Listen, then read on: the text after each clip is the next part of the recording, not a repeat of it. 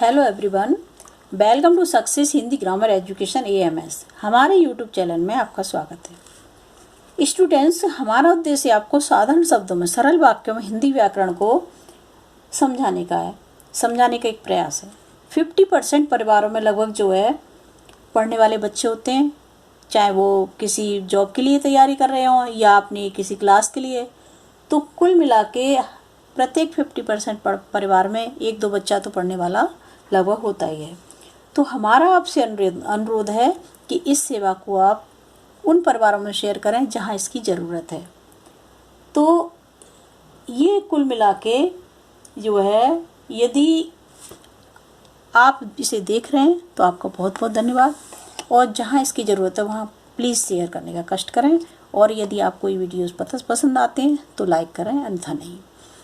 तो पिछली वीडियोज़ में हम आपको समास करवा चुके हैं और कारक के भेद करवा चुके हैं, और अलंकार का अर्थ उसकी डेफिनेशन भी करवा दी है, और अनुप्रास अलंकार के समस्त भेद जो कि एक शब्द अलंकार है वो समझा दिए। अन्य शब्द अलंकार के भेद हम आपको इस वीडियो में समझा रहे हैं। तो स्टार्ट करते हैं। तो फर्स्ट इसका शब्द अलंकार का भेद हमारा अनुप्रास था, जो आप समझ चुके हैं पीछे उसमें। अब ही है हमारा यमक अलंकार।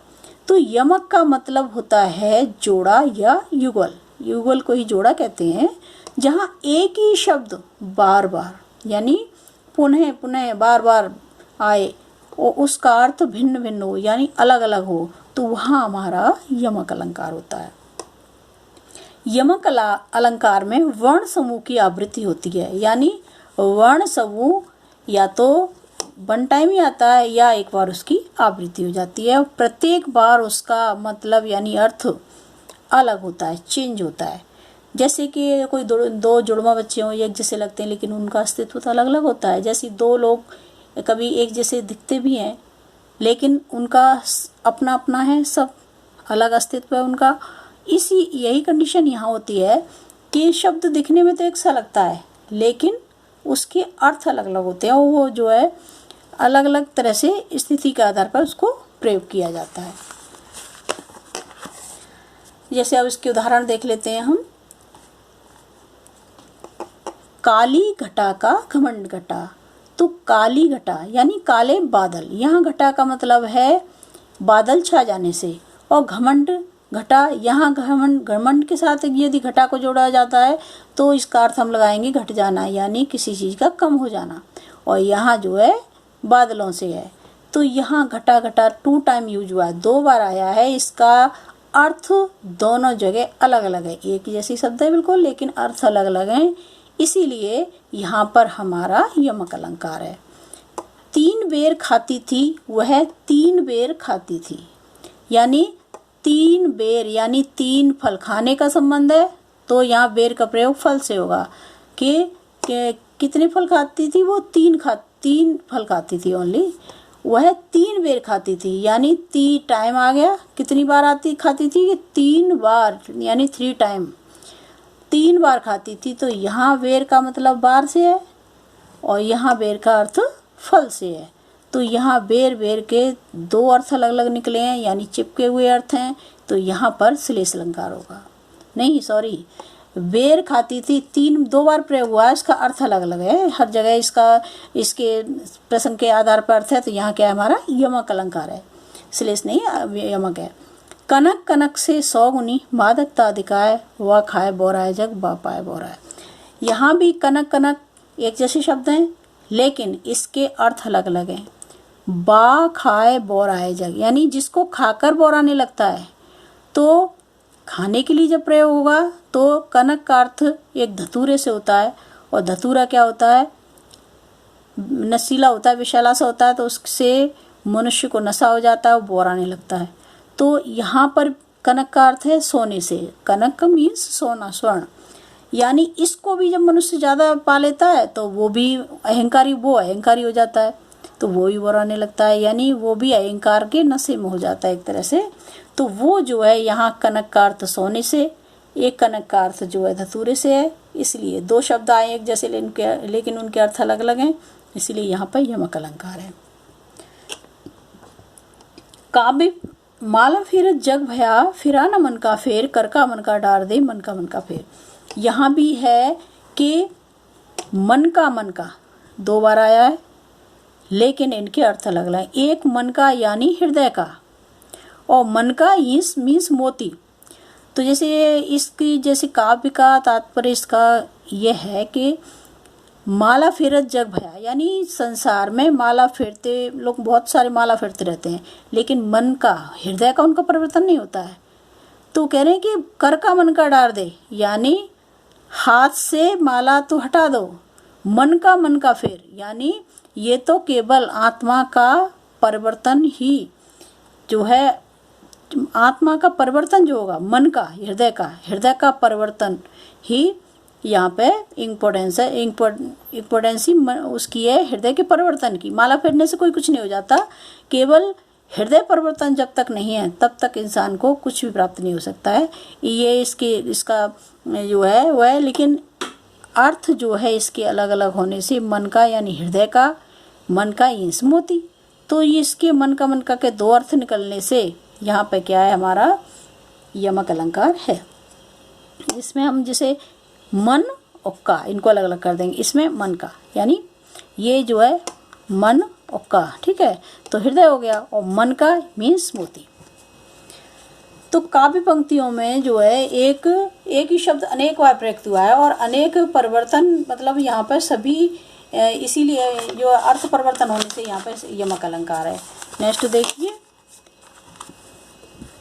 मुरलीधर के अधरन धरी अधरान धरूंगी। ये उस समय का प्रसंग है जब सखियां आपस में जो है राधा को कह रही हैं कि कृष्ण का रूप धारण करने के लिए, तो कृष्ण वो राधा कहती हैं कि मैं सारे सॉन्ग कर लूँगी, जो है पीताम्बर भी धारण कर लूँगी, सिर पर मोर मुकुट भी रख लूँगी, और पूरे संपूर्ण कृष्ण का रूप कृष्ण जैसे ही अपने श्रृंगार कर लूँगी, लेकिन कभी भी जिस मुरली को कृष्ण भगवान अपने अधरों पर रखते हैं उस मुरली को कभी भी मैं अपने होठों पर नहीं रखूँगी। यानी उनको उससे जेलसी भी थी जैसे मुरली से, तो वो मुरली के लिए कह रही हैं कि जिस मुरली को कृष्ण भगवान अपने अधरों पर रखे रहते हैं उसको मैं कभी अपने होठों पर नहीं रखूँगी। तो यहाँ पर अधरन अधरन के अर्थ अलग होने से ही ये जो है यहाँ पर यमक अलंकार है। कहे कभी बेनी ब्याल की चुरा लीनी। कहे कभी जो बेनी प्रसाद जी थे वो यहाँ पर बेनी शब्द कवि का नाम है ना, उनका सरनेम है ये बेनी, और बेनी यहाँ पर बेनी जो प्रयोग हुआ है वो है बंसी। तो बेनी 2 बार आने से और इनके अर्थ अलग अलग होने से यहाँ पर हमारा यमक अलंकार होगा। अब नेक्स्ट देखिए, हरे हरे रूप दियो नारद को। ये जो है भगवान हरि ने यानी भगवान विष्णु ने नारद जी को जो है बंदर का रूप दे दिया था। तो एक बार बंदर का रूप दे दिया था किसी जो सभा में थे वो, तो उस समय पे तो वहाँ का हरे कहते हैं विष्णु भगवान को। तो एक तो हरे विष्णु भगवान का नाम हो गया और दूसरा हरे बंदर को भी कहते हैं। तो यहाँ पर हरे हरि का मतलब विष्णु भगवान और बंदर दोनों से लगाया गया अलग अलग। तो यहाँ पर भी हमारा यमक अलंकार है।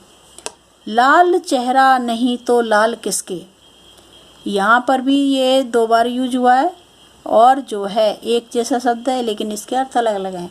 एक लाल पुत्र को कहते हैं और दूसरा लाल रंग होता है। तो यहाँ भी एक शब्द के 2 अर्थ अलग अलग निकल रहे हैं। तो यहाँ भी हमारा यमक अलंकार है। तेरी वर्दी ने बर छीने खलन के, यहाँ भी बर के अलग अलग अर्थ होने से यहाँ भी हमारा यमक अलंकार है। अब हम देखते हैं श्लेष अलंकार। तो श्लेष अलंकार का श्लेष का मतलब होता है चिपकना, यानी जिसमें एक ही शब्द में कई अर्थ चिपके हों। जैसे श्लेष का अर्थ ही चिपका हुआ हो गया। श्लेष शब्द श्लेष धातु से बना है। इसको जो शब्द को श्लेष अलंकार इसलिए कहते हैं और इसका नाम जो रखा है श्लेष धातु के आधार पर इसका नाम रख दिया गया। तो प्रसंग के अनुसार उसके अर्थ को बदला जा सकता है। इसमें जैसे एक आया लेकिन जो है उसके जहाँ जिस प्रसंग के संग उसको हमने जोड़ा तो उसका अर्थ वही उसी तरीके से लगा लिया है। जब शब्द काव्य में एक बार आए और उसके कई अर्थ निकलते हों वहाँ श्लेष अलंकार होता है। शब्द की एक बार आवृत्ति भी हो सकती है, यानी एक बार आ सकता है, यानी एक बार आया हुआ है, एक बार उसकी आवृत्ति हुई, नहीं 2 बार आ गया। उदाहरण के लिए जैसे देखिए, चरण धरत चिंता करत, चितवत चारों ओर, सुवर्ण को ढूंढत फिरत, कभी व्यभिचारी चोर। तो यहाँ क्या है, चरण यानी पैर, धरत धरता है, चिंतन चिंता का मतलब टेंशन लेना, करत करता है, चिंता करता है, चितवत देखता है चारों ओर देखना, चितवत ही निगाह रखना चारों ओर, सुवर्ण को ढूंढत फिरत, कभी व्यभिचारी चोर। सुवर्ण यानी सुवर्ण को ये ढूंढ रहे हैं कौन, कभी व्यभिचारी और चोर। यानी चरण पैरों को रखते हैं, चारों तरफ देखते हैं और वो जो है सुवर्ण को ढूंढ रहे हैं। यानी कभी सुवर्ण यानी कभी किसको ढूंढ रहा है, कभी अपनी कविता लिखने के लिए सुंदर वर्ण यानी सुंदर शब्दों को देख रहा है, ढूंढ रहा है। तो एक इसका अर्थ कवि के साथ हो गया सुंदर वर्ण यानी सुंदर अक्षर, और व्यभिचारी का मतलब होता है करेक्टर लूज। तो यहाँ पर क्या है, व्यभिचारी के संग जब सुवर्ण का यूज हो रहा है तो सुवर्ण यानी सुंदर स्त्री, सुंदर रूप, ठीक है, सुंदर रूप। तो सुंदर रूप का व्यभिचारी के संग है तो सुंदर रूप आ गया यहाँ। चोर किसको ढूंढता है, चोर और लालची होता है तो वो क्या ढूंढता है, धन दौलत ढूंढता है। तो ये सुवर्ण यानी सोना। तो जहाँ जहाँ जो प्रसंग के साथ इसको जोड़ा गया वहाँ उसी तरह से उसका अर्थ लगा लिया है। सुवर्ण एक हो गया सुंदर वर्ण वाला, सुंदर वर्ण यानी सुंदर अक्षर, और दूसरा सोना, और तीसरा सुंदर वर्ण वाली स्त्री, सुंदर रूप वाली स्त्री। तो यहाँ भी यहाँ हमारा श्लेष अलंकार हुआ। अब नेक्स्ट देखिए, ये रहीमन पानी राखे बिन पानी सब सून, पानी गए न उबरे मोती मानुष चून। तो रहीमदास जी कहते हैं कि पानी राखे यानी पानी रहना आवश्यक है। किस तरह से, अब देखिए, पानी गए न उबरे मोती मानुष चून, यानी पानी चला जाता है तो मनुष्य का सब बेकार है, अस्तित्व भी बेकार है। तो कुल मिला के जैसे पानी जब मोती के साथ जुड़ता है तो पानी, मोती के लिए क्या जरूरी है, पानी जरूरी है। पानी क्या, चमक, एक पानी का अर्थ चमक से है, तो मोती के लिए भी पानी जरूरी है, नहीं चमक जरूरी है। मनुष्य के लिए उसकी प्रतिष्ठा, मोती की चमक चली जाए तो उसकी कोई इम्पोर्टेंस नहीं रहती, उसकी महत्वपूर्णता नहीं रहती। और मनुष्य की प्रतिष्ठा चली जाए, उसकी इज्जत चली जाए तो भी उसकी कोई इम्पोर्टेंस नहीं रहती, उसकी महत्वपूर्णता नहीं रहती है। और चून कहते हैं जो जैसे आटा है, किसी भी चीज़ का चूर्ण है, पिसा हुआ है, तो चूर्ण के लिए भी जल आवश्यक है, क्योंकि जैसे हम आटा ही गूंथते हैं तो उसके लिए हमें पानी आवश्यक है, जरूरी है। तो इसके साथ जब चूर्ण के साथ पानी का प्रयोग है तो जल हो गया, और मनुष्य के साथ है तो उसकी प्रतिष्ठा हो गया, इज्जत हो गया, और मोती के साथ है तो चमक हो गया। इस तरह इस पानी का जो है अर्थ 3 बार आया है, तीन के साथ में, इनके अलग अलग के साथ अलग अलग उनके अर्थ को लिया गया, इसीलिए यहाँ पर एक शब्द में कई अर्थ चिपके रहने से यहाँ पर हमारा श्लेष अलंकार है। जो रहीम गति दीपक की कुल कपूत की सोए, जो बारे उजियारे करे बड़े अंधेरो होए। रहीमदास जी, यहाँ रहीमदास जी का ये है। तो रहीमदास जी कहते हैं कि कुल कपूत अगर है तो उसके परिवार की गति ऐसी होती है कि बारे उजियारे करें, बारे मीन्स जन्म देना, उत्पन्न करना, और एक बारे का अर्थ है जलाना। तो बारे उजियारे करें तो जो है जन्म, अगर कपूत को जन्म दिया जाता है ना, और दीपक को जलाया जाता है, और जब बाद में वो जो है बढ़ जाता है, बड़े का मतलब यदि पुत्र कपूत को जन्म दे दिया, वो जैसे ही जैसे बढ़ेगा वैसे ही अपने कुल को अंधेरे में डाल देता है, यानी कुल की ख्याति को नष्ट कर देता है। और दीपक जला दिया जाए और फिर उसे बढ़ा दिया जाए, बुझा दिया जाए, तो वो क्या करता है, अंधेरा कर देता है। जिस प्रकार कपूत अपने परिवार में अंधेरा कर देता है, उसी प्रकार से दीपक भी बुझ जाने पर अंधेरा कर देता है। तो वही यहाँ पर एक इसका बारे का अर्थ है उत्पन्न होना। तो उत्पन्न होना कपूत के साथ इसको लिया है, तो यहाँ पर उत्पन्न होना कर हो गया, जन्म देना। दूसरा बड़े, बड़े का अर्थ कपूत के साथ है तो बड़े होना, उसको बढ़ जाना, उम्र में ज़्यादा हो जाना, जैसे जैसे एज का बड़ा होना उसका। और बड़े का एक अर्थ है बुझा देना, यानी दीपक के साथ इसको ले रहे हैं तो बुझा देने से है, और कपूत के साथ ले रहे हैं तो उसके बड़े होने से है। तो दीपक तो बुझने पर अंधेरा कर देता है और कपूत बड़े होने पर अंधेरा कर देता है अपने कुल में, जहाँ होता है उस वहाँ पर। तो ये जो है इन दोनों के दो दो अर्थ होने से यहाँ पर भी हमारा श्लेष अलंकार होगा। मेरी भव आधार और आधा नागर सोए, जातन की झाई परे श्याम हरित हुए। यहाँ देखिए इसके भी यहाँ पे हरित के दो अर्थ हैं। एक हरित का अर्थ तो है हृदय में धारण करना, यानी मन को जीत लेना, और दूसरा है हरा रंग, यानी श्याम, यानी कृष्ण भगवान जैसे श्याम दिखाई देते हैं जो नीले वस्त्रों में, तो उन पर यदि पीले रंग की जो राधा हैं उनकी छाया जब पड़ती है तो दोनों का मिला के एक हरा रंग दिखाई देता है ना। और जब राधा और कृष्ण जो है जैसे मिलते हैं तो वो क्या है, हृदय में जो है एक दूसरे के मन को जीत लेते हैं, हृदय में धारण हो जाते हैं। तो हरित, तो ये मन को, हरित का मतलब होता है मन को हर लेना, यानी मत को जीत लेना, हृदय को जीत लेना, और हरे रंग, एक हरे रंग हो गया। तो ये इसके हरित के दो अर्थ होने से यहाँ पर भी हमारा श्लेष अलंकार होगा। अब नेक्स्ट देखिए, और भी उदाहरण है इसके कि एग्जाम में कोई भी कहीं से भी आ जाएगा, इसलिए थोड़ा देख लो ये भी। मधुवन को देखो सूखी इसकी कलियां। तो यहाँ कलियां शब्द वन टाइम आया है लेकिन इसके अर्थ अलग अलग हैं। मधुवन यानी बगीचा, ओपन।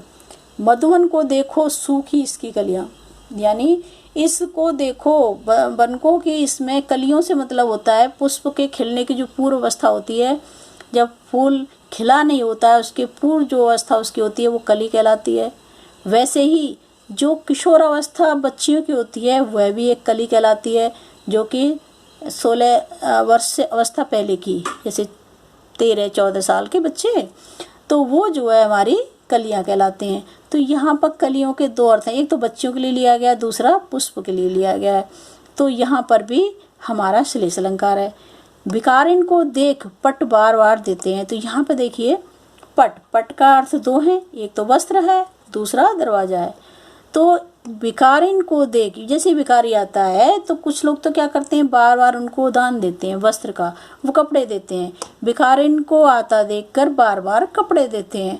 तो वहाँ पर हमारा ये एक पट का अर्थ वस्त्र से हो गया, दूसरा पट कहते हैं दरवाजे को। तो कुछ लोग क्या करते हैं, भिखारी को देखकर पट बार बार देते हैं, यानी दरवाजा बंद कर लेते हैं। तो चूंकि इस पट के दो अर्थ निकल रहे हैं इसीलिए यहाँ भी हमारा श्लेष अलंकार होगा। और श्लेष अलंकार के क्या है, भेद दो होते हैं, एक अभंग श्लेष, दूसरा सभंग। अभंग का मतलब होता है जो टूटते नहीं है, शब्द जो है जैसे होते वैसे ही रहते हैं। अभंग का मतलब होता है, सभंग का मतलब होता है कि उसको तोड़ लेते हैं, तोड़ के शब्द उसका अर्थ निकालते हैं।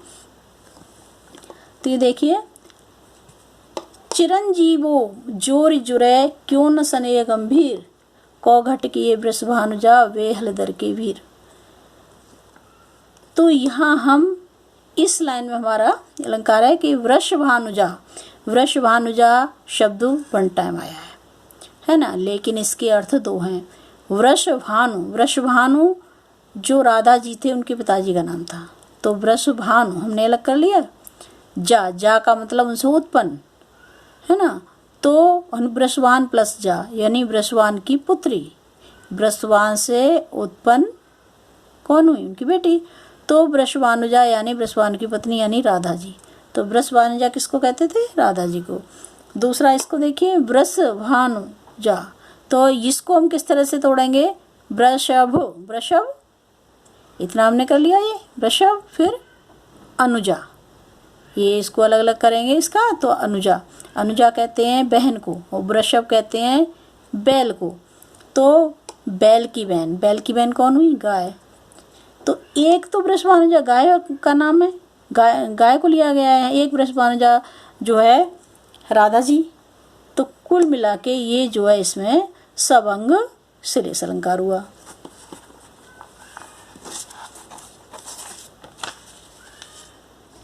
अब नेक्स्ट देखिए वक्रोक्ति अलंकार। वक्रोक्ति जैसे कि कहने से ही क्लियर हो रहा है, स्पष्ट हो रहा है इसमें कि जैसे पहले हम इसको देख लेते हैं कि वक्र का मतलब होता है टेढ़ा। वक्र का मीन्स होता है टेढ़ा। उक्ति मीन्स कथन, यानी वक्रोक्ति का मतलब हुआ टेढ़ा मेढ़ा कथन, यानी कहा कुछ जाए और उसे समझा कुछ और जाए, तो वहाँ हमारा वक्रोक्ति अलंकार होता है। देखिए, जहाँ वक्ता द्वारा बोले गए शब्दों का श्रोता अलग अर्थ निकाले उसे वक्रोक्ति अलंकार कहते हैं।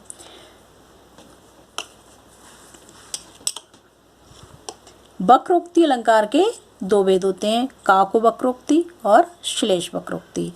काकु वक्रोक्ति जब वक्ता द्वारा बोले गए शब्दों का उसकी कंठ ध्वनि के कारण श्रोता कुछ और अर्थ निकाल ले, यानी बोलने का ये जो है, जैसे जो कंठ से आवाज़ जिनकी निकलती है और जब श्रोता सुनता है उसका तो कुछ और ही मीन्स निकाल लेता है, वहाँ पर हमारा काकु वक्रोक्ति होता है। और श्लेष वक्रोक्ति वो होता है जहाँ पर श्लेष की वजह से, यानी चिपके रहने की वजह से वक्ता द्वारा बोले गए शब्दों का अलग अर्थ निकाला जाए, वहाँ श्लेष वक्रोक्ति कहलाता है। तो हमारे ये दो हो गए। काकु का मतलब भी हमारा क्या है, ये कंठ से होता है।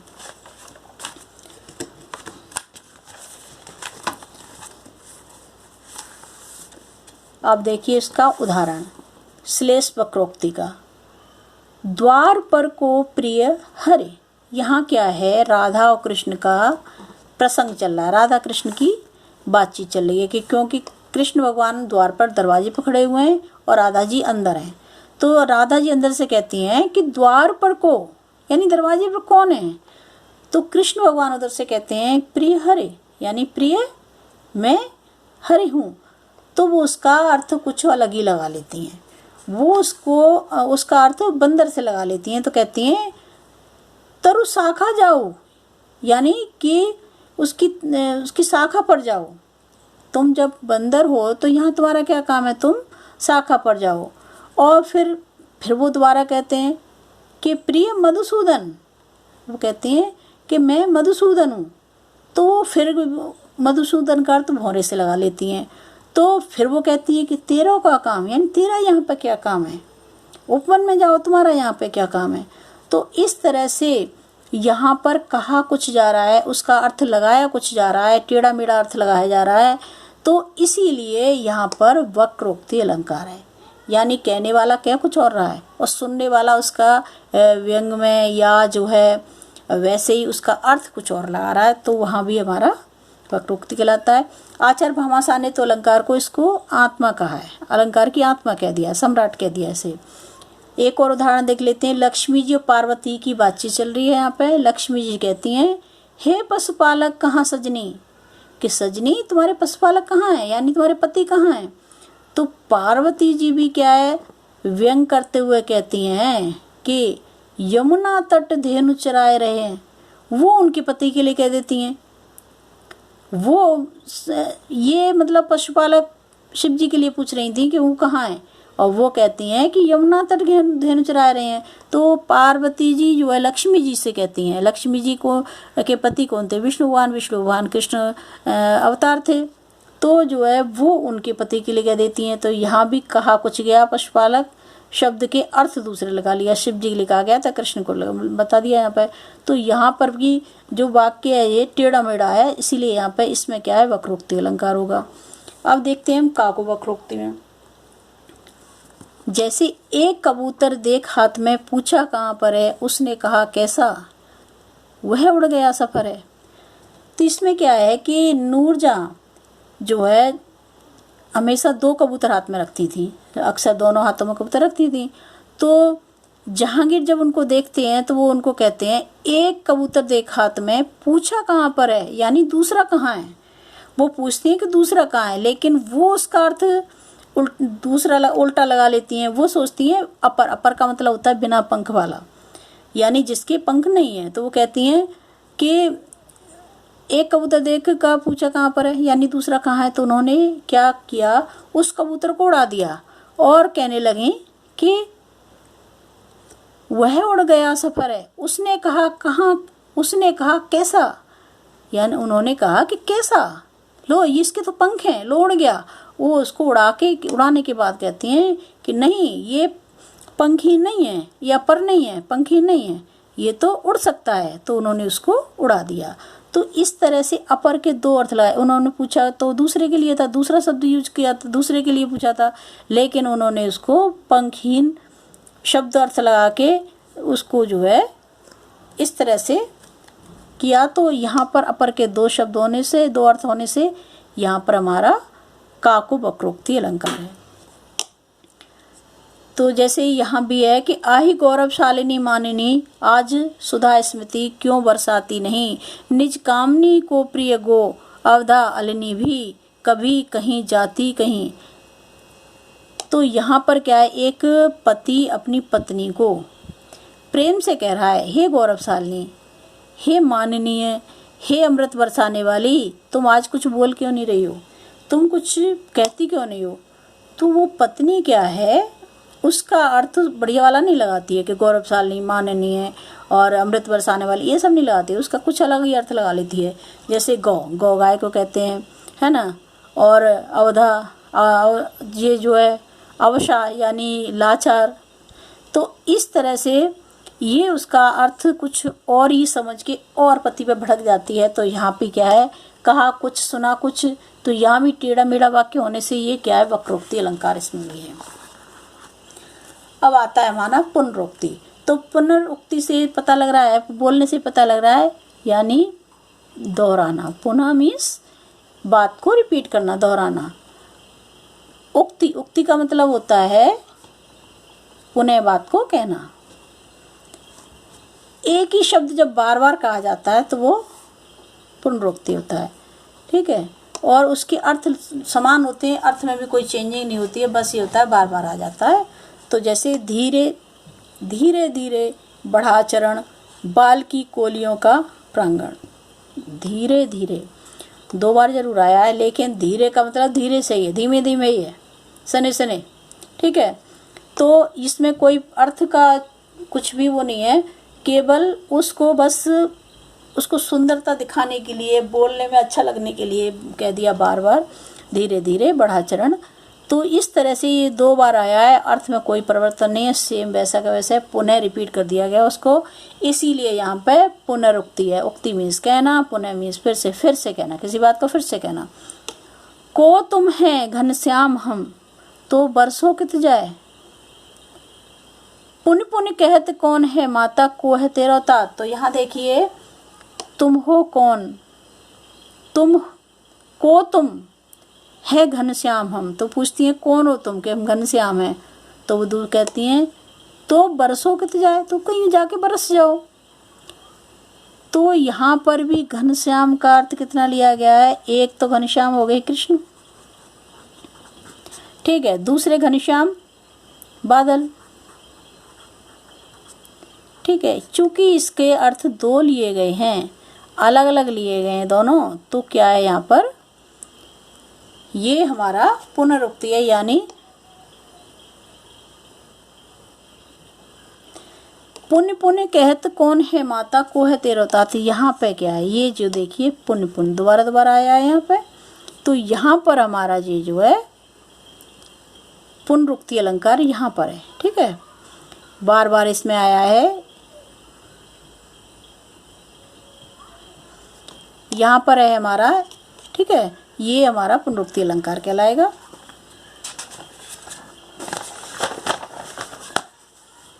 अब ये आता है विवक्षा अलंकार। तो विवक्षा अलंकार और पुनरुक्ति अलंकार में ज़्यादा अंतर नहीं होता है, इसीलिए इसको पुनरुक्ति अलंकार मान लिया जाता है, ठीक है, पुनरुक्ति का ही है युग। जब, लेकिन इसमें अंतर बस इतना है कि जब आदर, इसमें भावना जैसे आ जाती है, इमोशंस आ जाते हैं, जब आदर हर्ष शोक विषम आदि भावों को प्रभावशाली रूप से व्यक्त करने के लिए शब्दों की पुनरावृत्ति होती है, तो वहाँ पर विवक्षा अलंकार होता है। जैसे मोहे मोहे मोहन को मन भयो राधा में, राधा मन मोहे मोहे मोहन भई मई मई। तो यहाँ पे क्या है, मोहे मोहे दो बार आया है, मन को मोह लेने से है। यहाँ पे इसका तात्पर्य मन को मोह लेने से, तो दो बार आ गया है। अर्थ कुछ भी सेम है, कुछ नहीं है, अलग ही कोई अलग अर्थ नहीं है, लेकिन इसमें क्या है, मन की भावना का पता लग रहा है, इसलिए यहाँ पे विप्सा अलंकार है। अगर अलग से कोई क्वेश्चन आता है, अगर दोनों दे दिए जाते हैं कि विप्सा अलंकार और पुनरोक्ति अलंकार में से कौन सा है जी, तब हम इनमें से जो है बता सकते हैं आराम से कि ये विप्सा अलंकार है, क्योंकि इसमें भावना आ रही है, इमोशंस आ रहे हैं। तो नहीं तो वैसे पुनरोक्ति और विप्सा अलंकार सेम है। थैंक्स, आपकी समझ में आए होंगे।